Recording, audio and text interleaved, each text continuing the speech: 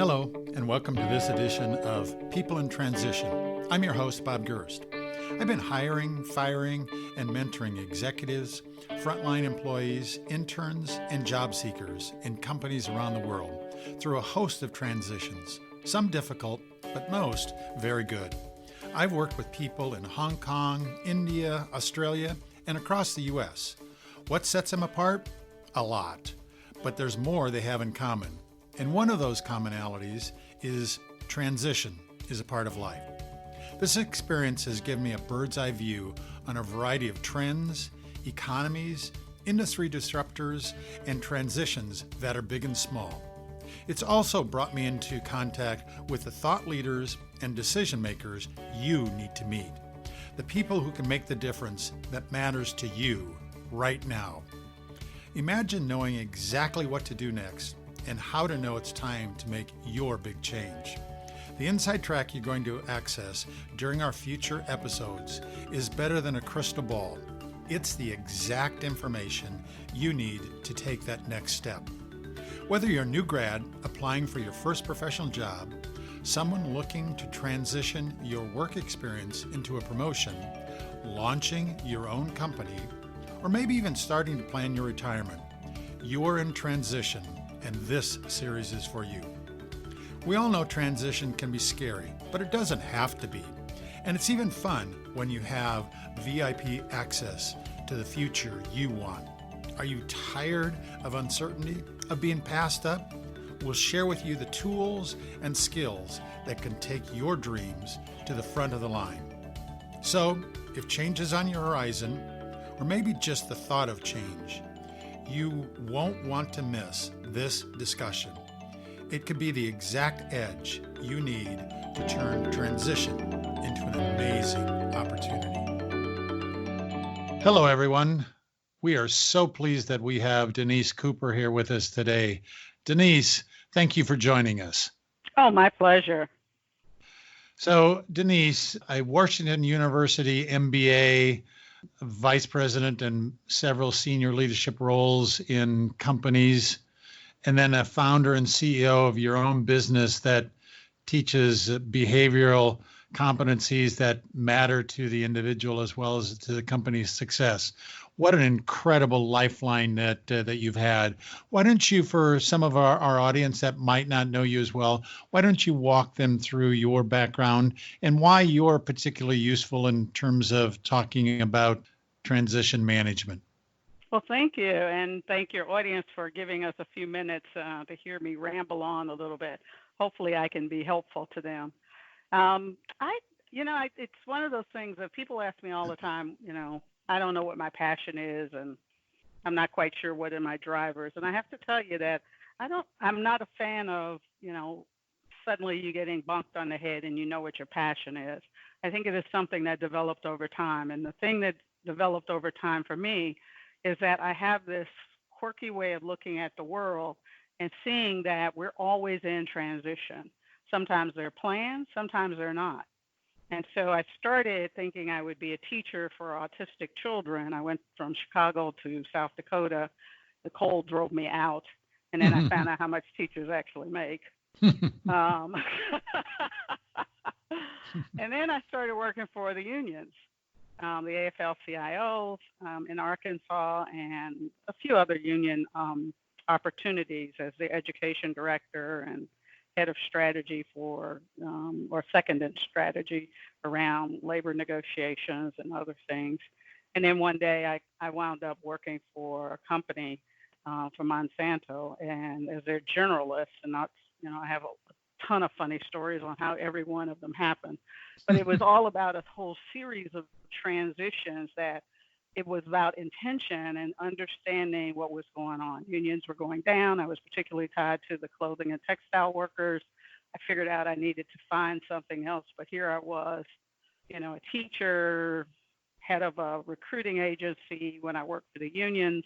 My job was to help women and minorities get into the building construction trades. I worked in political things. I worked for Bill Clinton, at least on one of his agencies, in which when companies were leaving and they would leave in the dark of night, with empty factories, and they would forget to tell their employees. And so they would show up on Monday morning, didn't know that the company was gone. And so Mm. they had to find something else. And so here I had all of this kind of hodgepodge of talent and experiences, really. I didn't know if I even had talent at the time that led me to the transition from being kind of from a teacher to labor unions to now I'm working for, this company sitting in Iowa, Muscatine, Iowa, to be exact. And then after that, it just seemed like everybody was tapping me on the shoulder saying, hey, we need you to come over here and fix this, or these people are not, they're not getting along, or we need you to help us structure something that's going to increase the productivity. Can you come and do it? And it was, at that time, HR was kind of the place that's who they tapped. If you wanted to understand how people behaved, HR was it. Mm-hmm. And so then somewhere, HR became the compliance group. I just saw a post today where they were describing HR as the whining department, the complaint department.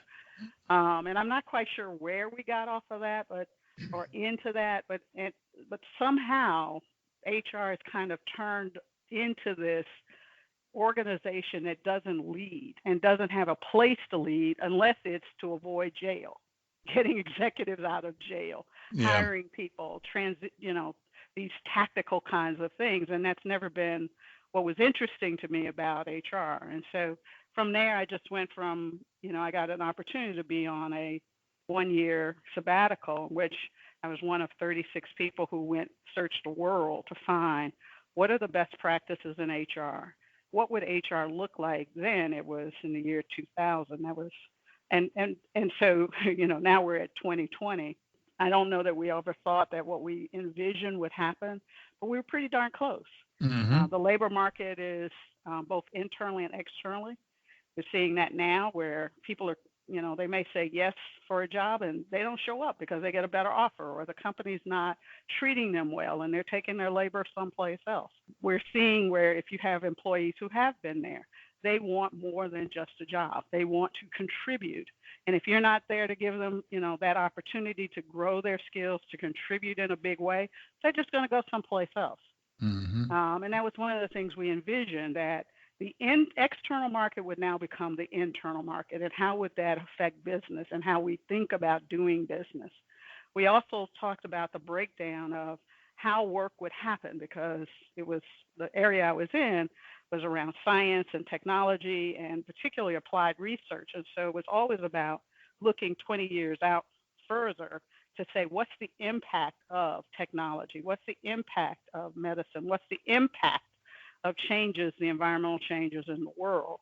And so many of the things that we talked about and we tried to set the company up for have actually turned or become a reality.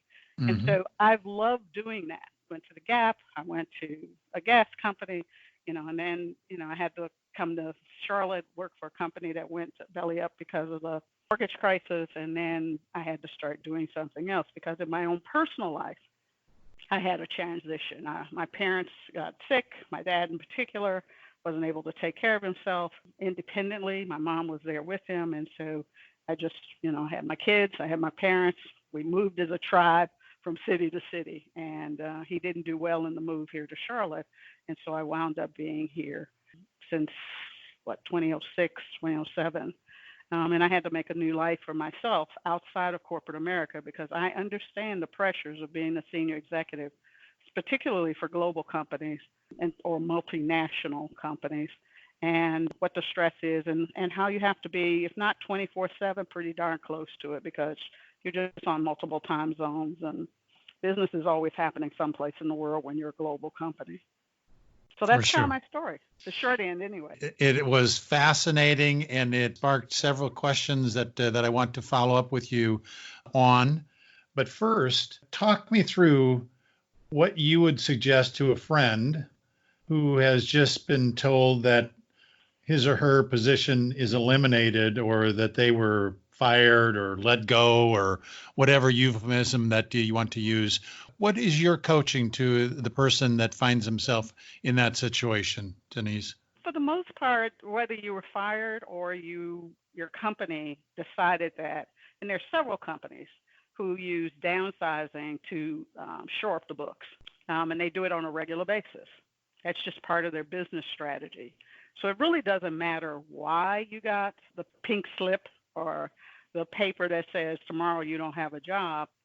The first thing I always tell anyone, whether I'm working with them or they're just a friend, is that you have to learn how to forgive yourself, because usually, we internalize that we did something wrong when Mm-hmm. it's no fault of your own. I mean, Mm-hmm. for 9 times out of 10, 9.5 times out of 10, it really isn't. Now, I'm not talking about people who are particularly out of control and, cause a fight in there or breach, ethics, the company, or they don't follow the rules. But people who are really transitioned out, typically they come to work. I believe all people come to work or get up in the morning and say, I'm going to do the best job I possibly can. Yeah. Some days I can do good. Some days I'm not as good as I was yesterday. Mm-hmm. And some days just getting up out of bed is the right thing. Mm-hmm. In our country where, we still believe in this myth of pull ourselves up by the bootstraps, etc. Something about you didn't pick me, you don't want me anymore, you're breaking our relationship is devastating, not just on a financial level, but it's devastating on a personal level, because we're all good people. We Mm-hmm. believe that. We try to be that. That doesn't mean we're perfect, but it also doesn't mean that we don't see ourselves as doing the best job we can. So forgive yourself first. That's Forgive a yourself. great lesson. What next would you coach them? Take stock on what's changed, because for most people, they really don't know how to find a job. If you read the books, if you listen to people, they tell you, oh, just go on Glassdoor and LinkedIn and, all of these sites, which will tell you where the job openings are. Well, that's probably, one time that was like 20% of the jobs. Now it's less than 7% of the jobs that are published. Mm-hmm. Most people get jobs because somebody, they know their reputation, and someone says, hey, come work for me. They happenstance into it. So this idea of I'm going to sit behind a computer, I'm going to find my next job by putting in a resume, and it's suddenly going to happen that I'm going to get a job, is a myth. The purpose of applicant tracking, which is that system that you put your resume in or your history in, is to screen people out. It is not to screen people in. And that's the first myth that people have to get over. Again, now you have to forgive yourself, because it's about keyword searches. It's about, in the mind of the recruiter or HR or manager, what keywords did they put in there? And some system is saying this person has more of the keywords than this one over here. So it's a screening out process, not a looking for the best talent. And oftentimes that's the first thing that people think is wrong. And so understanding the process of getting hired is an important piece, because you cannot keep your soul intact. You cannot hold on to forgiving yourself if you don't understand the process by which we actually get jobs. So Mm-hmm. learn the process of it. Understand how you get in front of a hiring manager now, today. Understand how you have to interview, whether that's person to person, which is less and less, because more and more it's through a AI, where you go Mm-hmm. in, you look in front of the camera, and they say, here's 5 questions, now answer these 5 questions. And then it goes someplace, and you never hear anything about it. It's over Skype. It's Yeah. over Zoom. It's over free conference, and you never actually see a person. So you have that low energy, because we feed off of each other. If we're Yeah. not engaged, it's hard to get into it. And they purposely don't give you clues per se, because we don't want to mislead anybody, right? Yeah. Whoever's that person looking for a job is now left wondering what's going on. The system is not set up to give you feedback. It is rare that a HR system has set up to give you any kind of feedback, and certainly in a timely manner. And so that lack of feedback causes us to have doubts about ourselves. It makes us angry because we don't have control over it. So you have to understand at what stage and how many stages it's going to be. And that looking for a job, and I'm particularly talking about executives in this because it's slightly different if you're not in an executive level. It may be a little bit faster in terms of doing it, but the process is pretty much the same. And for an executive, you could get interviewed, called and said we're interested back in August and not hear another thing until the next year in March. You could have a series of interviews, the first week of February and not hear anything else for weeks. Yeah. So Denise, if that process has changed, and I think that you are 100% correct, and I think I'm very good at connecting with people person to person, but the skill to do that over Skype or Zoom or even just a telephone interview is different. How can I get better at doing that, since many of the screening interviews are first done in exactly that way? How do I even get through that filter? Well, usually the filter is kind of like 3 levels. Some do maybe 4, but if you think about levels, it's in 3 levels. So the first one is the screener. The only thing they care about is, does your resume, is it reasonably truthful, and do you fit what we think is the job? And so then if you can get past that and be at the top of that list. So what's needed is that you understand your story. You now understand what it is that makes you good at what you're being hired for, and why you can work in a variety of cultures, because we talk about fit all the time. So this first one is simply a screening. The second set of interviews you'll get, and it could be 1, 2, or 3, are really about, do you have the technical application? So do you understand the business? Do you understand the technical expertise? Are you relevant? Now it's called fresh, depending on the market you're in. How do you keep fresh?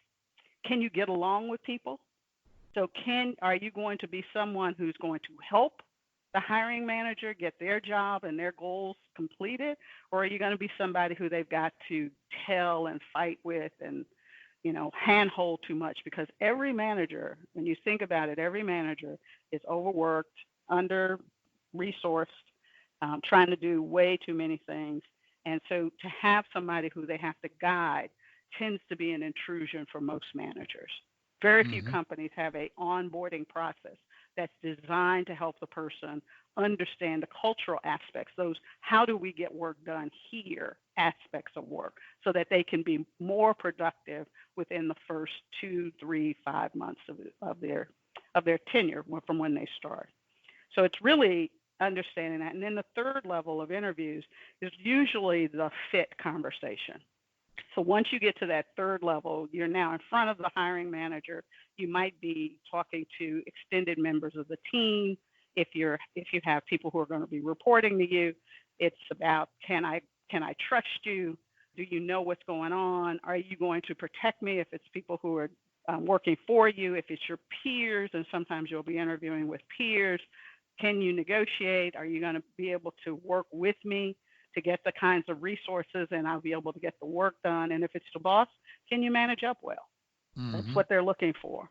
The differentiator really at that third level is, do I trust you?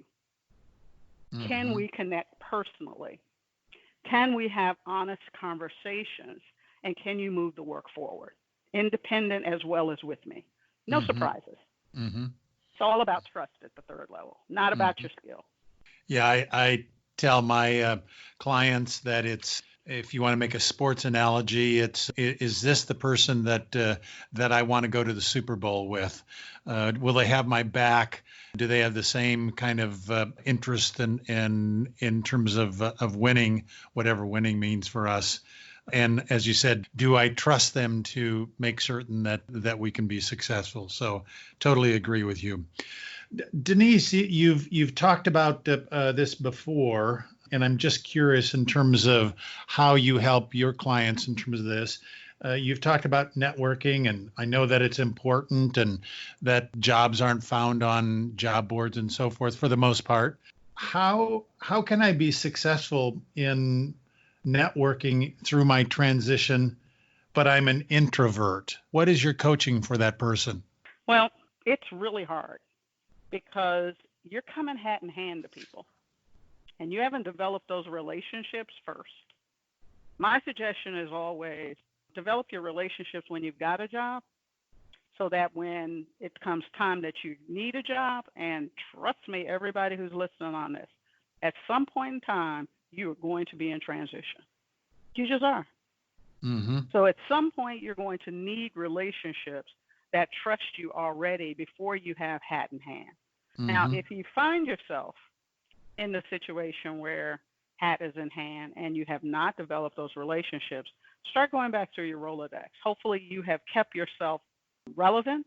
So that means you've stayed industry, you've gone to industry associations, meetings, you've met people, individuals who previous bosses, colleagues, etc., who know you and know the value that you bring to the workplace. Start with them.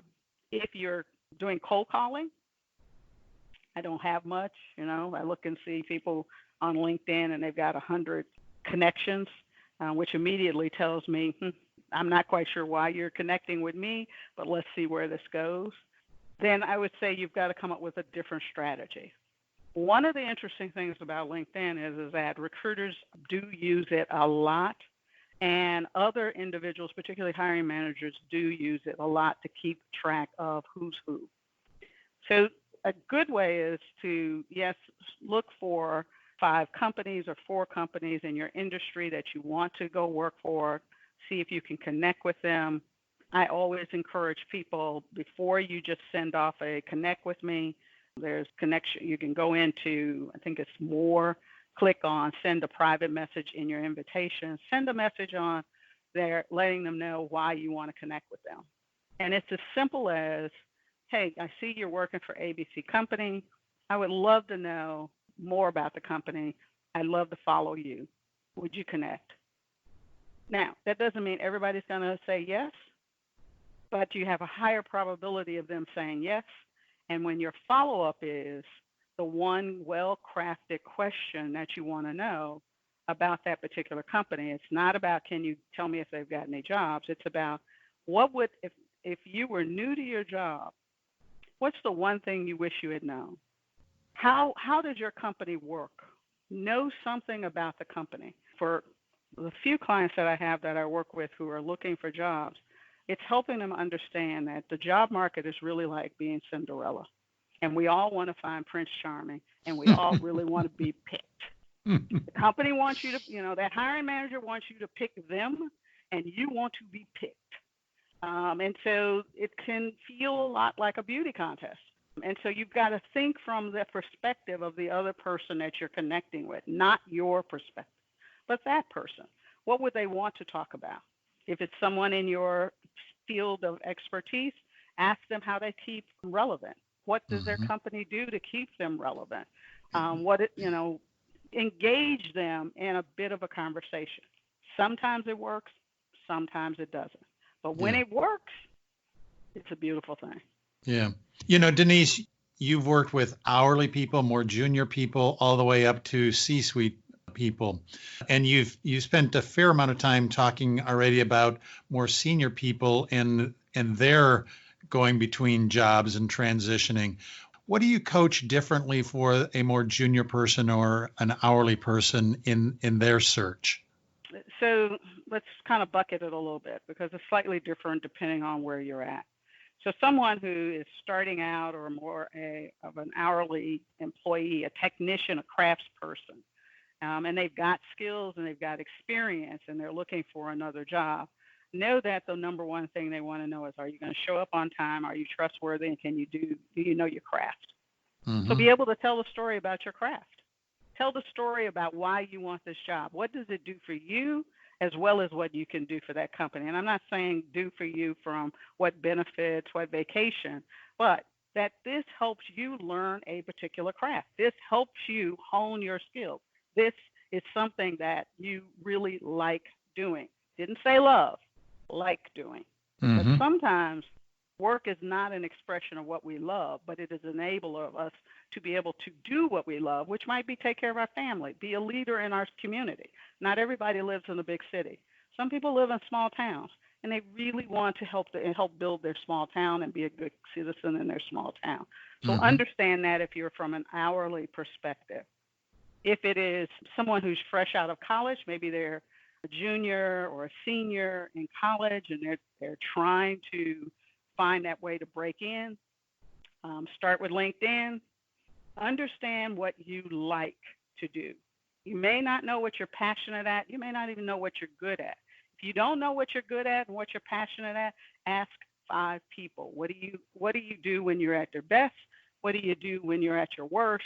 Understand the commonalities, and then be able to put together a story that says, "Hey, I'm dependable. I want to learn. I'm interested in what your business does." So do the homework on understanding what the business does, why they're competitive, what are the issues that they're trying to address, as well as does that match what you want to do? Mm-hmm. So Mm-hmm. there's that bucket of folks, and then there's those individuals particularly women, who might have been in the market, and then they're kind of coming back into the market because they took care of their parents, they took care of children, maybe they got ill, those kinds of issues that cause you to have to leave the workforce. This one, I think that you need to take real good stock of who you are and what you bring. Understand the language of business, and you don't need to go to college to understand the language of business. You can do, Google is your friend sometimes, not all the time, but sometimes. But how do you do what you do? So were you good at planning and scheduling? Do you know the medical industry? Do you have a love of fashion or love of streets and street repairs? What is it that you are really good at? Are you a great salesperson? Do you convince Mm-hmm. people of, what you can do? Then when you pick the companies in your community that you want to work with, what is it that they need? Ask questions about who they are.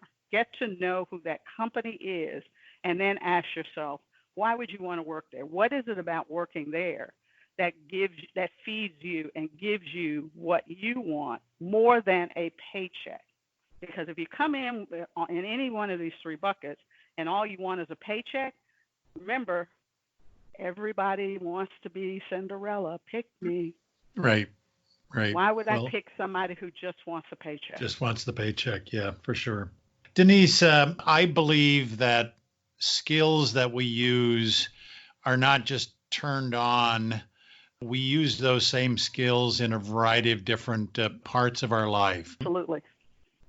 How have you seen the skills used in the job transition process used in other transitions you're going through, other like divorces, major life changes, things like that? How are those skills transferable, do you think? Well, let me put it this way. So one of my grounding things is about grace. And so grace is also an acronym. It's grace in that I am compassionate and a thought leader, but I'm a Mm-hmm. compassionate listener to other individuals. That's the core of my business. Is I can hear in between the spaces of where people have angst, disappointment, and they have desires that they want that have been unexpressed. So part of it is unmuting. When you're comfortable and have forgiven yourself, you understand who you are, what your desires are. So you get that insight, which is G. And you can understand from other perspectives. So you get insight, you gain perspective. You can begin to reimagine something that is currently happening into something that is in the future. And that's the R. And it's about the relationship. It's reimagining not just what you want, but who you want to be with and how you want to be in relationship with other individuals. A is about adapting, because we come into it with a certain mindset that now that we've reimagined something, we might have to change the way we think about something, change the way we think about this person. Because usually if you're in a divorce or you've been let go, there's a lot of anger about what that person did. And if you take that anger forward, it is not going to help you. And so you have to figure out how you're going to adapt into a new situation. You're going to have to adopt a mindset that I can listen to anyone, that I can listen deeply and compassionately with other individuals. The next is that you've got to learn how to have compassionate conversations. You have to be able to turn a chaotic situation or chaotic conversation into one of clarity that leads people to action, leads people to being able to have a common purpose. So in a divorce, if you've got kids, the common purpose is that we need to raise strong, well-founded, ethical children who are capable of living in this world that has changed from when I had it. If you are dividing assets, if there's other issues, it is about figuring out a way in which you can be in relationship with them, but you can have a compassionate conversation that moves from chaos to clarity, and clarity is about what is our common purpose. The last is you got to be able to engage, and you have to be able to evaluate, sometimes in the moment. And so, we all carry our own stuff. We cannot always be compassionate, good listeners in the moment. And so you've got to be able to understand when is your time to speak, but you also have to speak. Too often we don't get what we want because we are muted because of the pain that we are carrying, because we have not forgiven ourselves, and therefore we don't ask. So engaging is about asking. Engaging is about being clear and trusting that if you take just a small step towards where you want, the answer will appear for you, and you've got to be able to see that and then evaluate against what it is you want. Is that the right step for you? And take that step. Does that help? Great coaching, Denise. Thank you so much. Listen, as we kind of wind down today's episode, what are the 2 or 3 things, if people don't remember anything else, what are the 2 or 3 things that you'd like them to remember from what we've talked about today? It's about grace and thoughtful leadership, thought leadership. Grace is about a stance, a personal belief that we all are imperfect, but we can be present for each other, and we can get what it is that we all need by giving and knowing to take. The other is about thought leadership. It is about believing that regardless of the role, the amount of money, whatever, that all of us can influence other people on their thinking as well as their actions. And if you can hold on to that fact, then regardless of the transition, what you now can focus on is, do I have the skills to be able to be graceful and a thought leader? Does that help?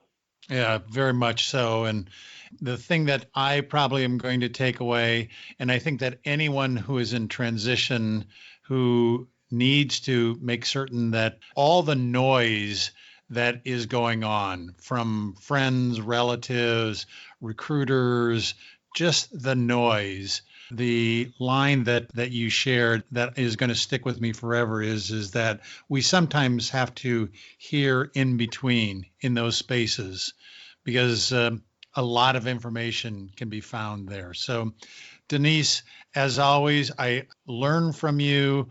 I take you as a real thought leader and a real role model for many of us. So, Denise Cooper, thank you for your time today. Thank you, Bob, and thank your listeners. I hope you got as much out of that program as I did. So exciting and information-packed. Thank you so much for taking time out of your day to listen to my podcast. I hope it was worthwhile for you to bring me along with you as you drove to work, or you worked out, or you had some downtime that you could listen to people in transition. I'd love to hear from you on your thoughts for the program. Please send me a note, and we can ensure that we address any of the issues that you might have in future episodes. I hope that you share this podcast with your friends, people at the supermarket, people at the gym, because it's all about a conversation on people in transition. I hope you got some useful tips and ideas about what to do in transition. Again, this is Bob Gerst. You can find me on LinkedIn page. Feel free to send me a note there. And remember, We are all in transition. It just might not be today, but at some point in time, change happens. And the more you are prepared for it, the better you'll be. Thanks again. This is your host, Bob Gerst. See you next time on our next issue.